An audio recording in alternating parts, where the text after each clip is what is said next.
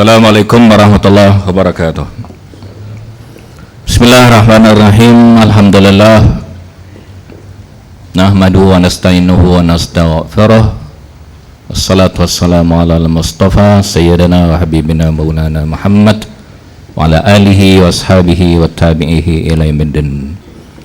Qala Allah Ta'ala fil Qur'anil Azim, innal ladzina fatanul mu'minin wal mu'minat summa lam yatubu falahum adzabu jahannam walahum azabul harik.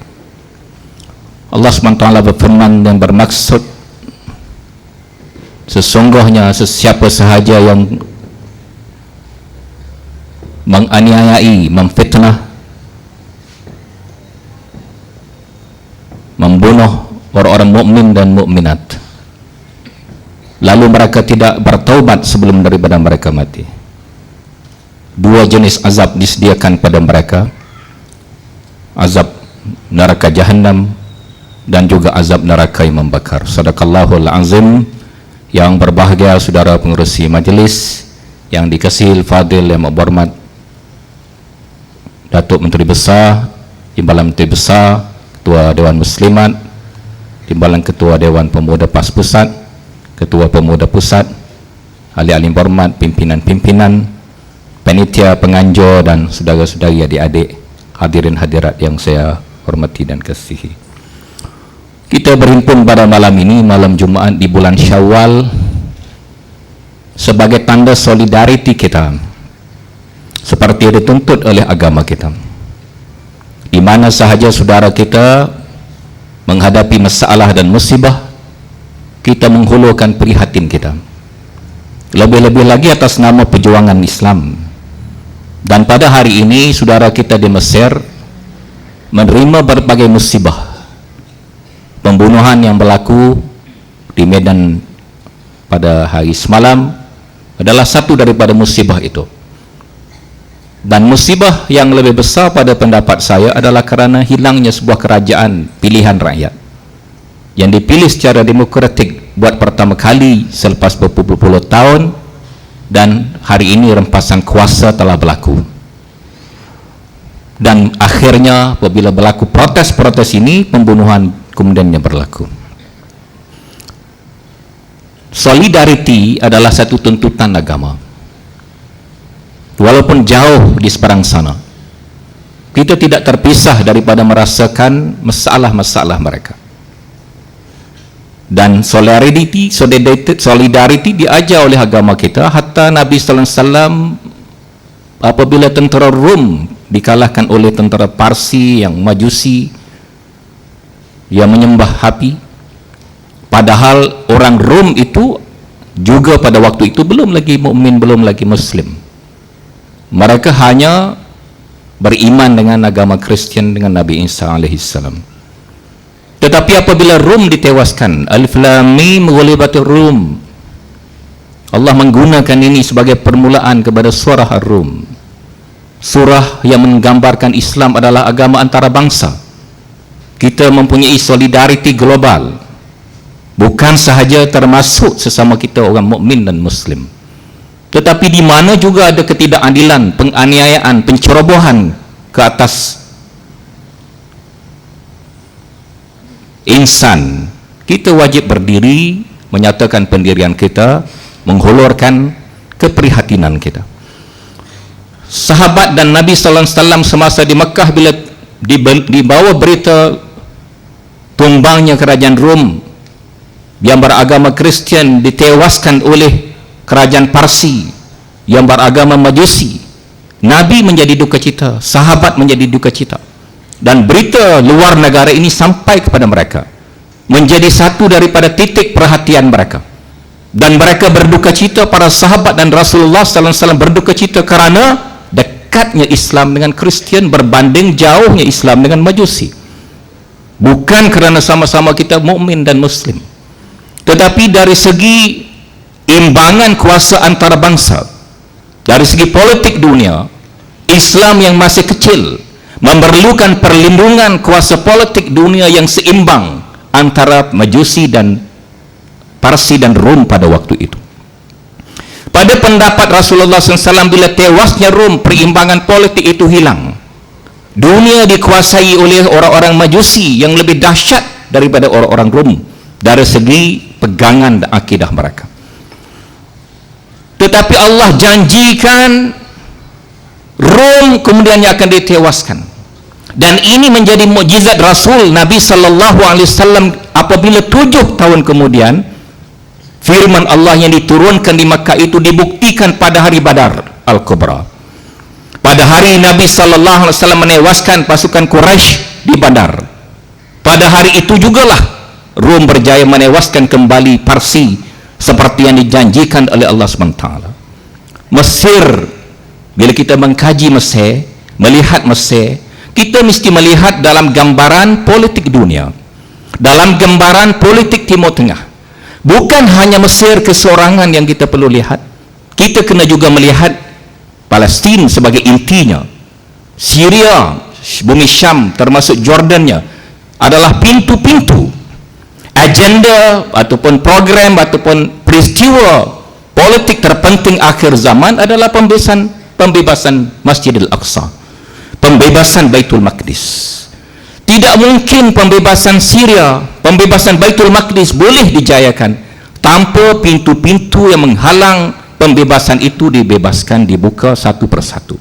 Mesirnya, Syrianya, Jordannya, Lebanonnya, dan negara-negara sekitar. Hadir sama pada malam ini saudara Imad daripada Syria, saya lupa nak sebutkan tadi.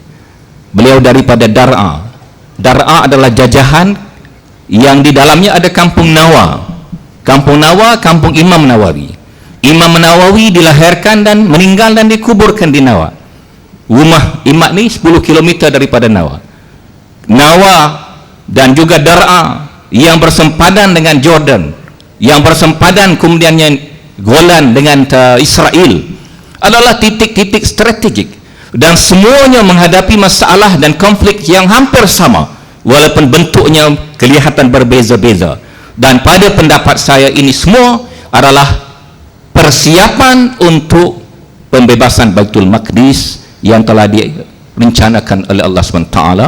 Dan saudara boleh lihat apabila Mursi ditumbangkan, apakah langkah yang pertama yang penting yang dilakukan oleh tentera Mesir dan kerajaan boneka mereka?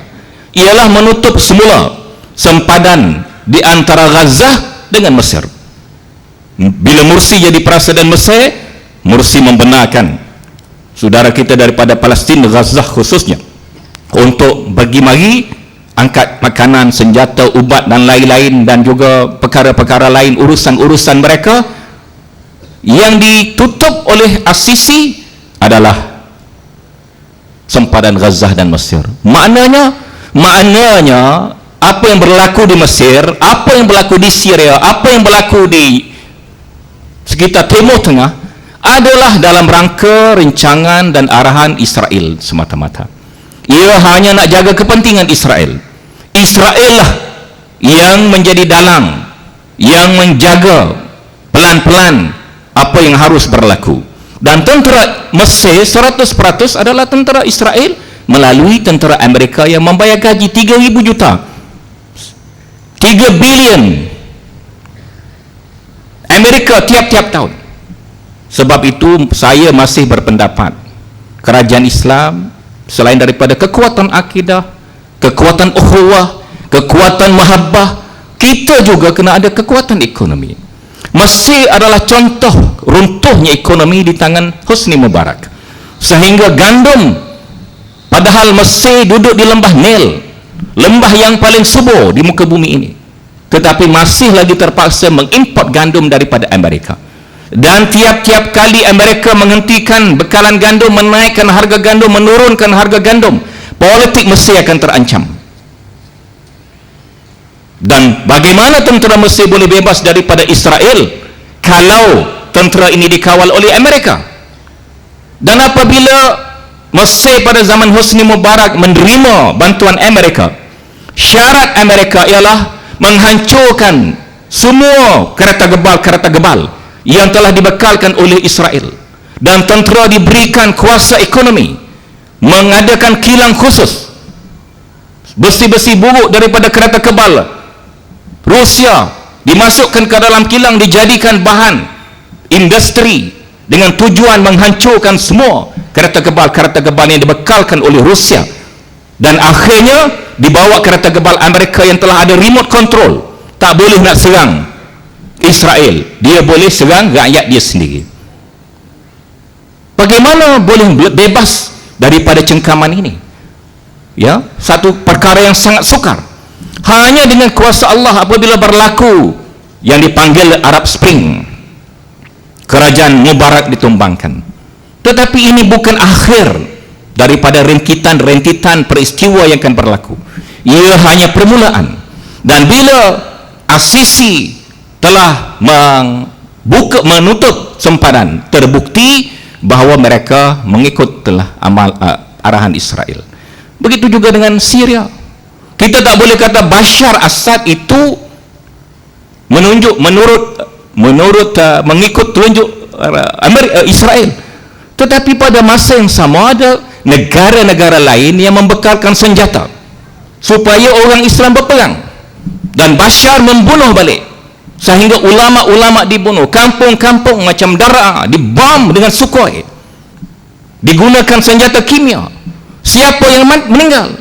Yang mati adalah para ulama, yang mati adalah orang-orang kampung.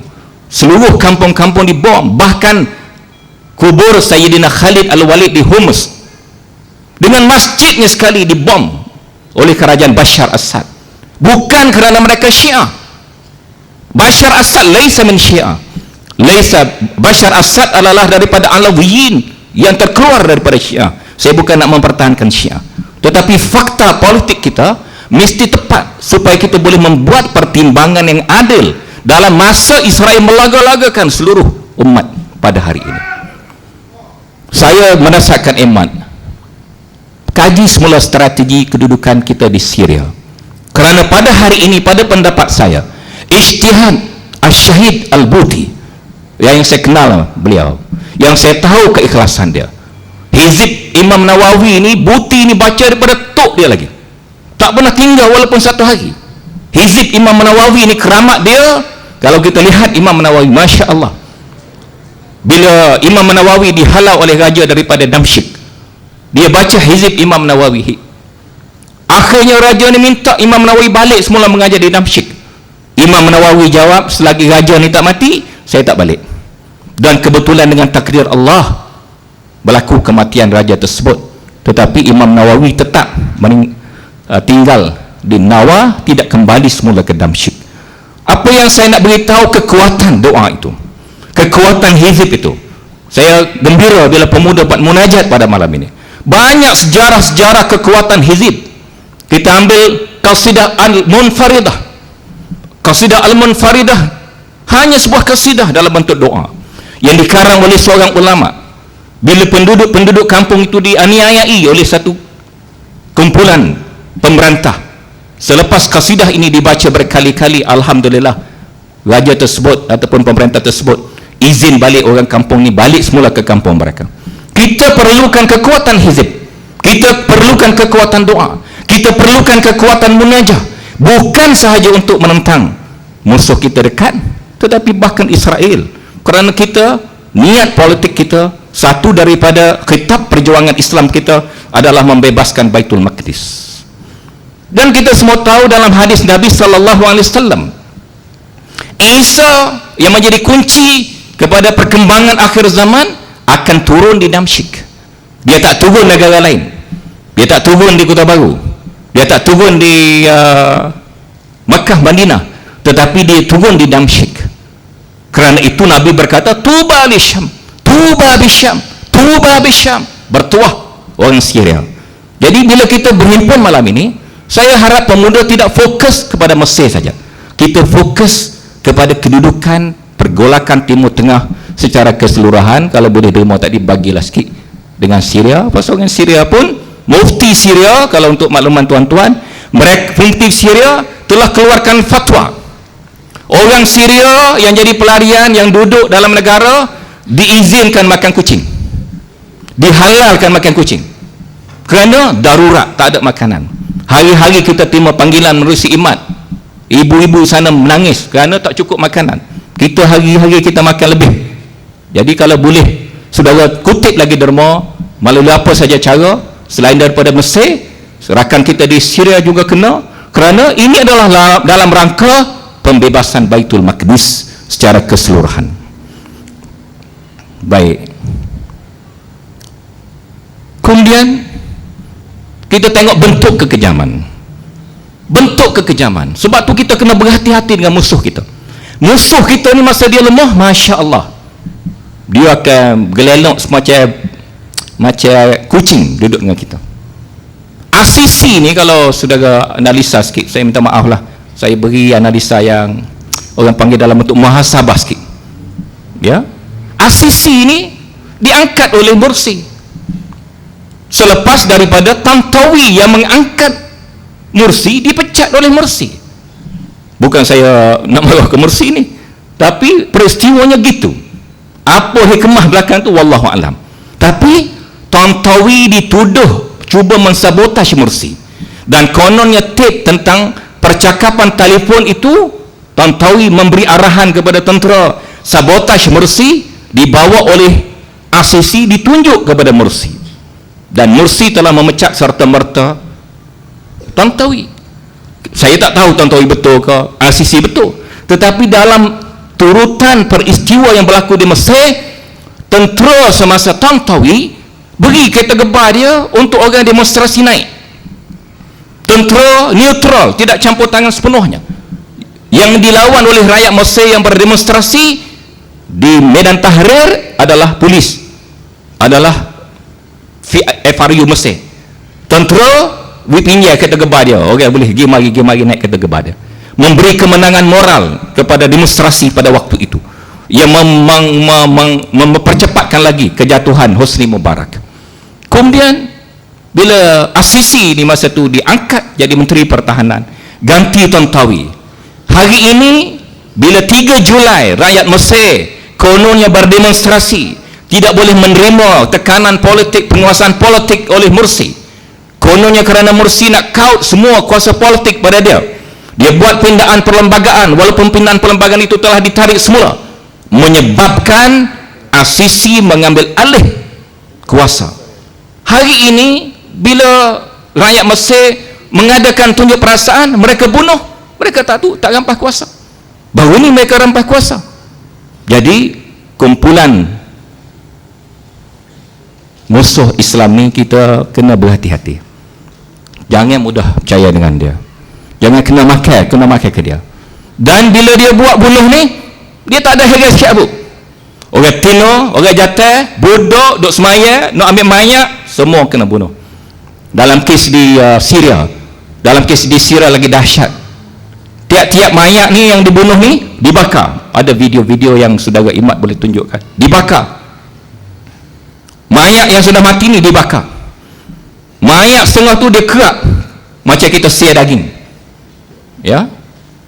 Kerana pada pendapat Alawiyin ni akidah dia sampai ke peringkat bunuh orang ahli sunnah wal jamaah ni adalah satu daripada tugas agama, padahal dia tak semaya bang.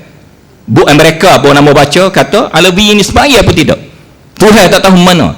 Dan slogan dia antara lain na'budullah wa na'budul bashar, kita menghambakan diri pada Allah dan pada masa yang sama kita menjadi hamba kepada bashar. Sesak barat habis. Ya. Tapi dalam masa itu juga dia bukan bunuh orang sunnah saja, orang Drus pun sebahagian dibunuh, orang Kristian juga sebahagian dibunuh. Sebab tu dalam pakatan rakyat Syria termasuk ada pemimpin Kristian, ada pemimpin Drus dan lain-lain, tetapi majoritinya adalah ahli sunnah wal jamaah. Lagu mana kita nak menjaga terus ni sunnah jamaah ni? Kerana dalam khemah-khemah pelarian dan ni, na'udzubillah, ada setengah-setengah perempuan Syria ni terpaksa melacur diri kerana tak ada makan, tak ada pitih, tak ada segala-gala, nak beranak dalam khemah tak ada doktor. Jadi keadaan tu saudara kena gambarkan, jangan kita berasa sedap, susah keadaan. Jadi kalau kita tak tolong bantu mereka ni, orang Kristian lah ni, kalau saudara tengok laporan YouTube, orang Kristian hantar makanan, hantar bagai-bagai, hantar apa semua. Bila saya pergi ke khemah Za'atari, Khemah Malaysia tak ada seperti habuk. Yang ada khemah kerajaan Norway. Kita tak boleh salahkan Norway. Kalau tak ada khemah tu lagi susah dia gaya tu. Malaysia tak atas seperti habuk. Negara-negara Islam lain tak atas seperti habuk. Ni bila berlaku di Mesir, Perdana Menteri kita Najib, dia kata apa? Dia kata dia sokong rampasan kuasa tu. Masa mula-mula berlaku rampasan 3 Julai. Hari ini bila PAH minta, Presiden PAH buat tuntutan, dalam Harakat Daily pun ada gini, kita minta supaya persidangan parlimen tergempar diadakan. Kita nak nyatakan pendirian Malaysia.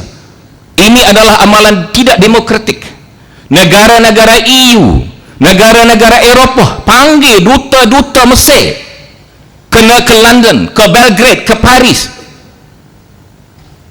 Duta Mesir kena panggil ke KJKP Eropah menyatakan bantahan keras kerana benda ni tidak di luar kemanusiaan, benda ni tidak demokratik, bunuh budak-budak. Malaysia, Perdana Menteri kata carilah jalan, jangan cari jalan lah, cari jalan berapa mung sendiri duk agama. Jadi Perdana Menteri kita, kalau kita tengok Asisi bertindak bagi pihak Israel, kenyataan Perdana Menteri kita ni seakan-akan serupa bagi pihak Israel dah, bagi pihak Israel dah. Lepas tu cara kita ni sama dengan cara di Mesir. Hak saya paling bimbang, saya beritahu rakan-rakan saya di Mesir, saya paling bimbang kalau kita terus demonstrasi ni hari-hari, dia mengeluarkan propaganda, akhirnya ikhwan tinggal ikhwan secokoh. Rakyat terpercaya dengan propaganda, rakyat pakat tinggal ikhwan, kononnya ikhwan ni degil nak dia seorang kuasa. Jadi bila rakyat ni duk suku, gerakan Islam duk suku, matlamat Israel siapa? Saya kata pada rakan-rakan saya di Mesir, kekalkan sokongan rakyat. Kalau kita lambat sikit menit pun tak apa, kita balik semula demokrasi 4 tahun lagi pilihan raya semula pun tak apa. Kita bukan nak ke Morsi seorang sebagai Presiden Mesir, kita nak gerakan Islam diterima dan merajui politik Mesir dengan persetujuan rakyat jelata yang sebahagian besarnya adalah orang ahli sunnah wal jamaah, para orang, bukan kata ikhwan saja orang mukmin, dan mana pun orang muslim yang nak kepada Islam. Jadi proses tu kalau tu tak wi lagi esok tak apa, tapi jangan sampai rakyat duk suku, ikhwan duk suku. Kalau rakyat duk suku, ikhwan duk suku, Israel suka, Israel paling gembira sekali.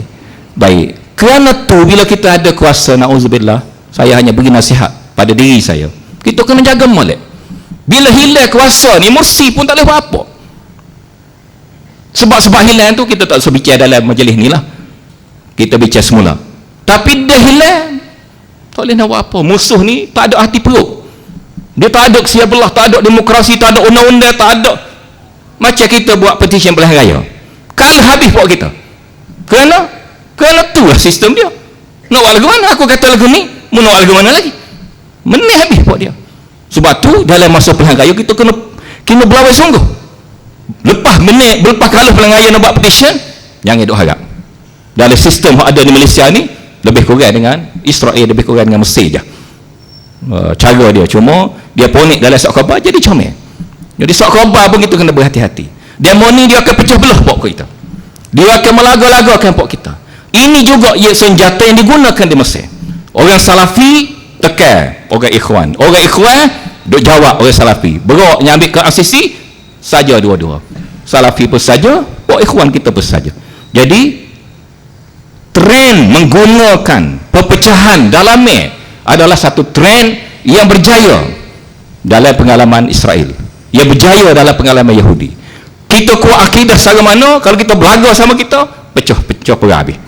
Dan jangan guna ada yang kuat akidah, kawan-kawan kuat akidah, tak ada benda tu. Semua kita ni fillah, semua kita ni untuk cari mardatillah. Selama ni pun kita pegang dengan akidah kita, kerana kita tahu pegang lain, perjuangan lain pada akidah, perjuangan lain daripada Islam kita bawa ni, Islam yang syumul, tak ada gapo sia-sia. Tapi Islam tu mesti syumul sungguh. Jangan syumul atas tepat saja, syumul dalam semua segi. Bila kita mengetahui semua amanah Tuhan yang syumul tadi, kita kena buat sehabis-habis kita, insya-Allah Tuhan akan jaga kita.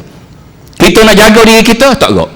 Tuhan saja boleh jaga kita, dan Tuhan jaga kita bila kita jaga amanah-amanah yang kita pegang. Dan Kelantan, walaupun perhimpunan kita kecil, orang akan perhati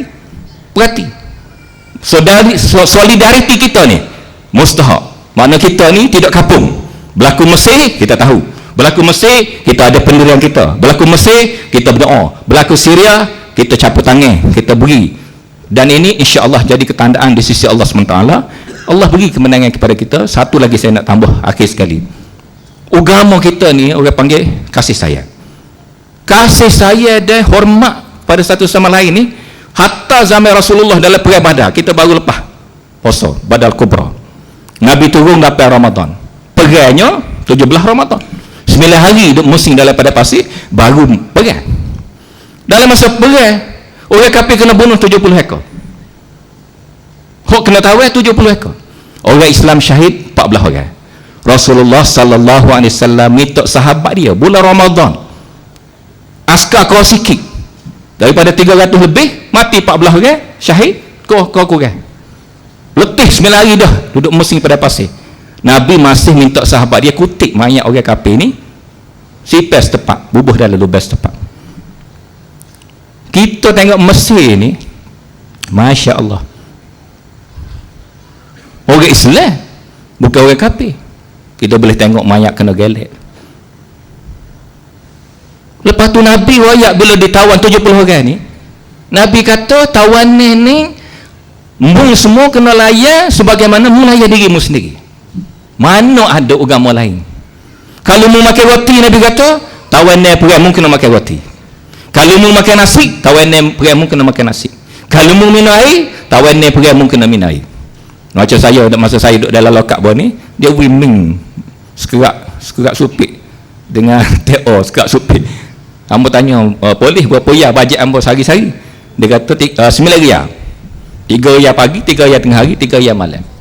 Hamba rakyat ke dia, kalau Rasulullah hidup, mung kena pihak pasal mung kena makan ni kat aku, supaya mu makan nasi kepada ni, nasi hok dapat 3 tu, nasi kuku.